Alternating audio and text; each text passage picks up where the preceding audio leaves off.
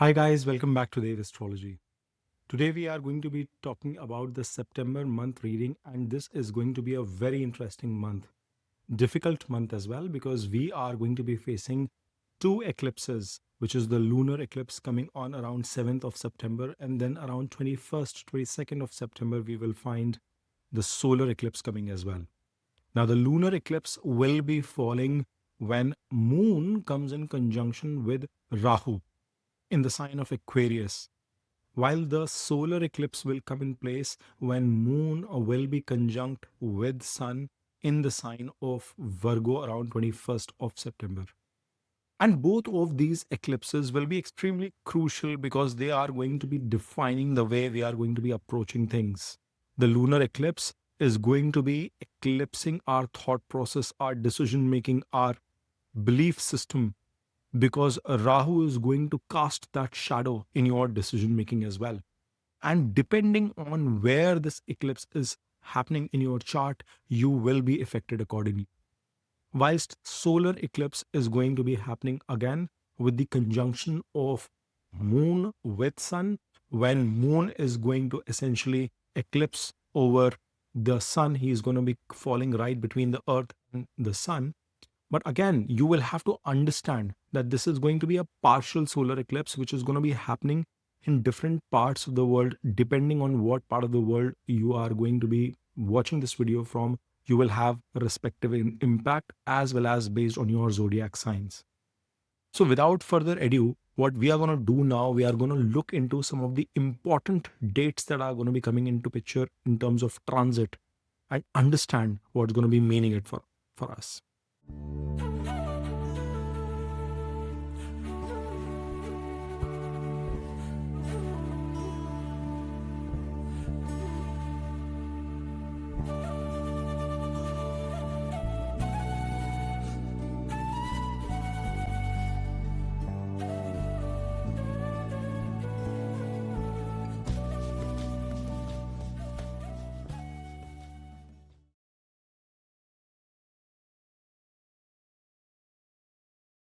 Now, guys, as you can see on your screen here, that Sun is currently in the sign of Leo until 15th of September. And then for the second half of the month, it is going to be transiting into the sign of Virgo.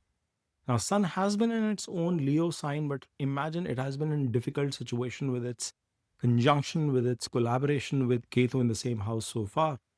Then Mercury is in Leo until 14th of September, and almost a day ahead it will advance into its sign of exaltation in the sign of Virgo from 15th of September onwards. So predominantly both Sun and Mercury are going to be remaining in the first half of the month in your Leo sign, and then they will together transit a day in difference into the sign of Virgo. Venus is in the sign of Cancer until September 14th, and it is going to come into the sign of Leo, where it will become conjunct with Ketu from September 14th onwards. Now, that is going to be very crucial, and we are going to analyze as to what sort of an impact we can anticipate there.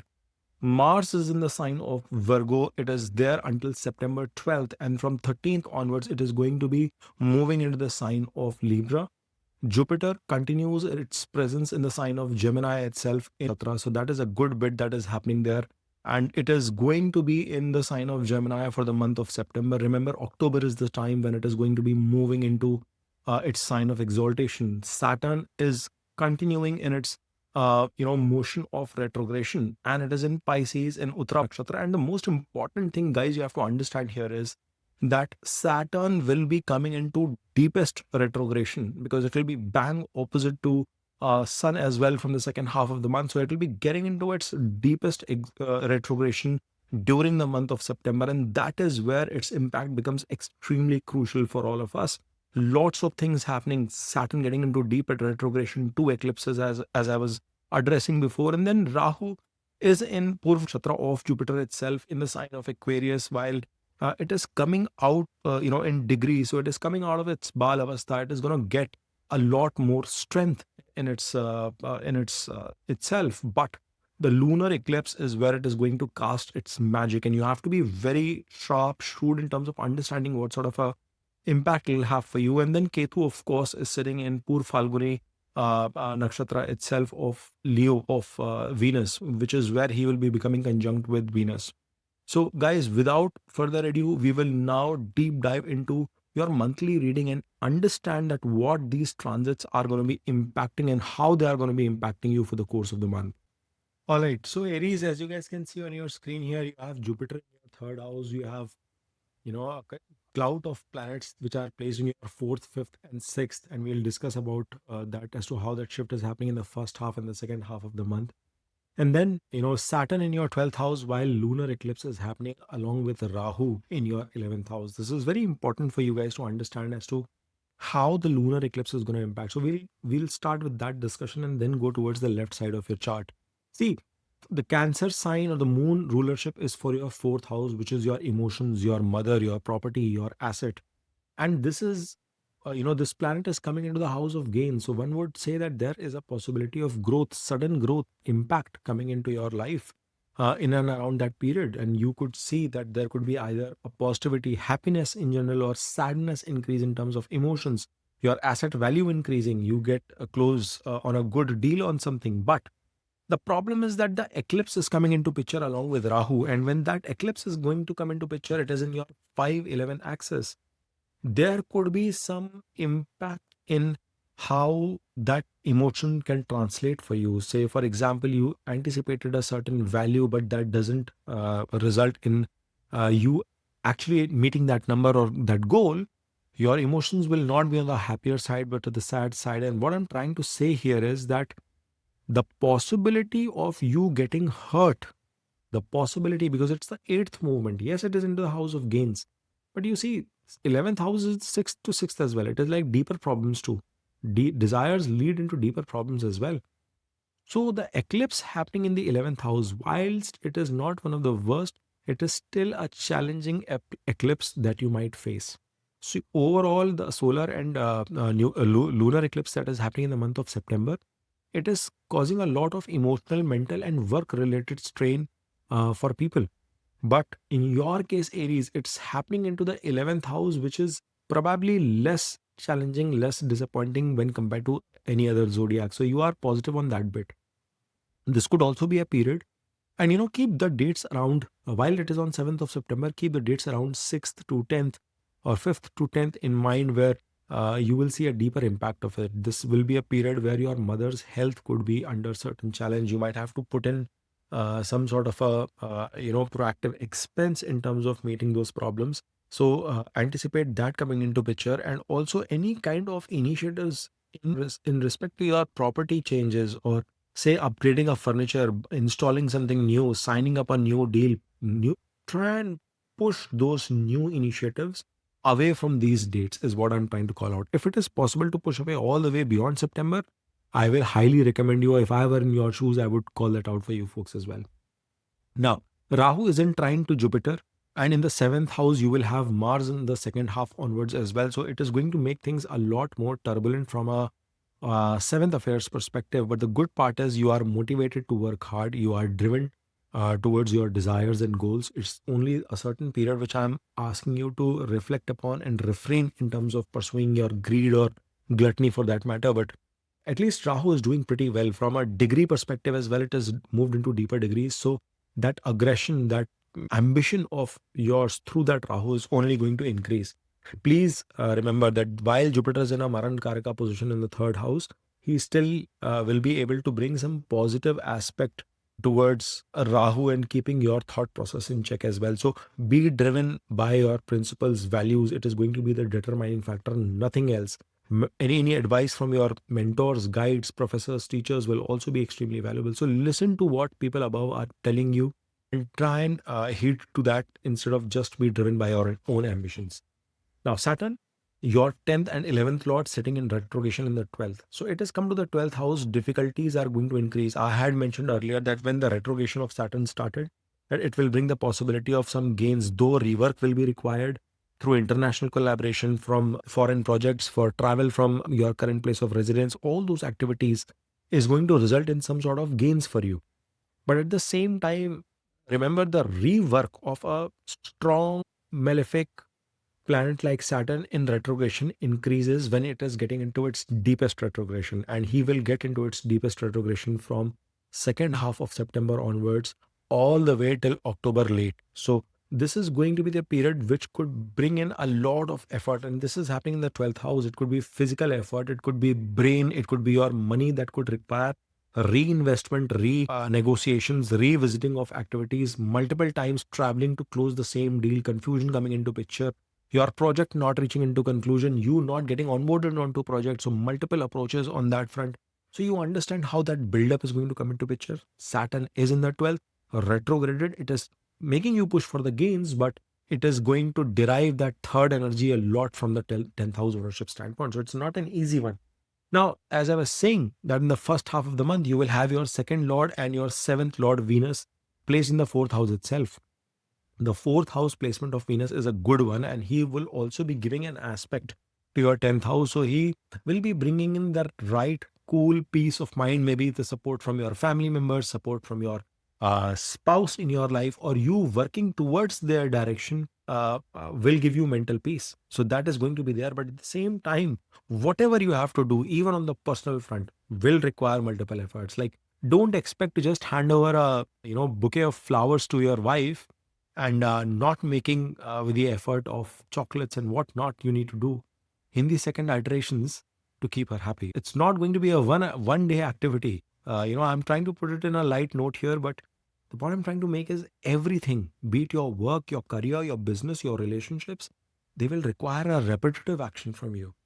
And for you to get the due recognition of so much efforts being put is also going to be low, because we'll talk about sun and that eclipse coming into picture. It's the fame, it's the acceptance. He's that lord, right? So Venus from here is giving that 10th aspect, and thereby be ready for that additional karma coming your way.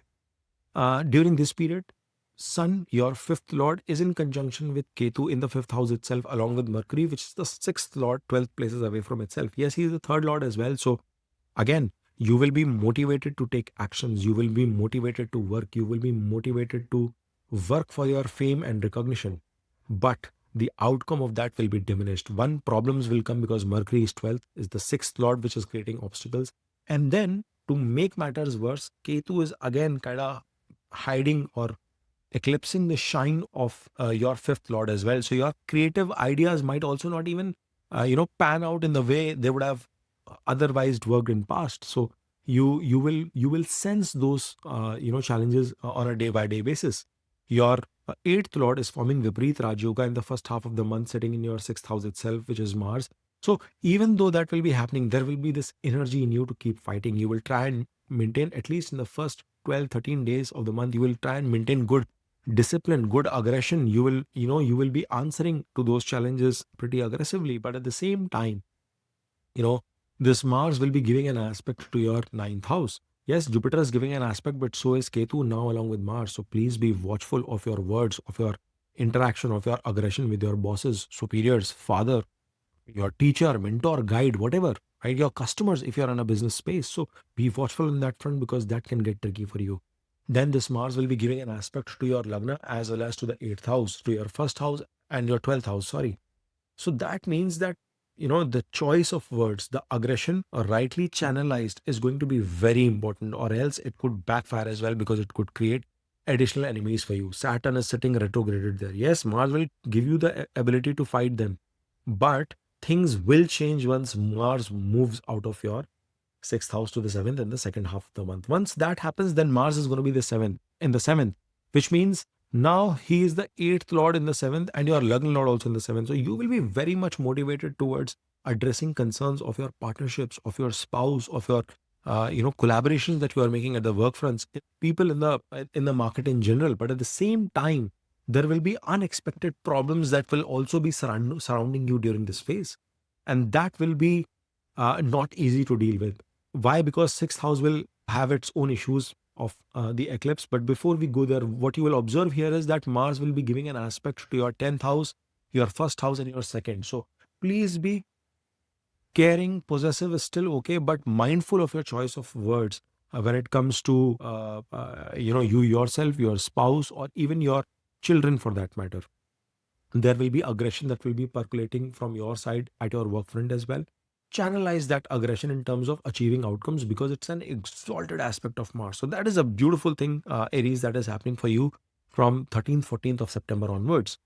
And then it is also going to be a period where you could be sort of protective towards your savings, towards your money, towards your family. You might want to, be planning in advance. Some of you might go ahead and buy certain insurance plans, or secure your family in whatever best way possible from your end. So I think some of those initiatives is what you might want to take in the second half of the month. In the second half, Venus will also be transiting into your fifth house. Fifth house, Venus is still not bad because it is the planet of creativity coming into the house of creativity, but sitting with Ketu. It's not that it is loss of creativity, but there could be some level of separation, some degree of discomfort that could come. It could be in the form of your romantic relationships, the way you are being perceived, or the way you are putting your thought process to your partner, or it could be with respect to your progeny plans. Many of you could be struggling with your relationships because it's the seventh lord which has come 11 places away, but now sitting with Ketu. So separation from spouse in some shape or form. You might have to just travel for some work, and you might have to stay away from spouse for a month or two.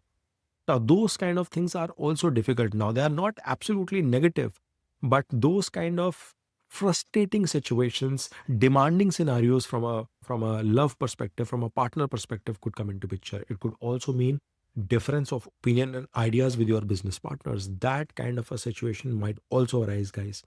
And that is where I was alluding to that Mars bit, because Mars will be the sixth lord coming into the seventh house, remember? So, your choice of words. If you are in disagreement, that is fine, but choosing to agree to disagree is very important than just being in blatant disagreement. So, you might want to remember that bit.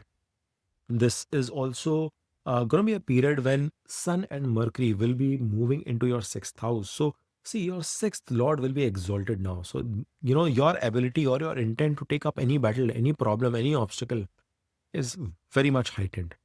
And that is where I'm calling out that contradictory situation, that while you have the ability to overcome difficulties, remember the difficulties will keep on mounting because of Mars coming into the seventh house, because of your speech, because of your communication, because of your aggression.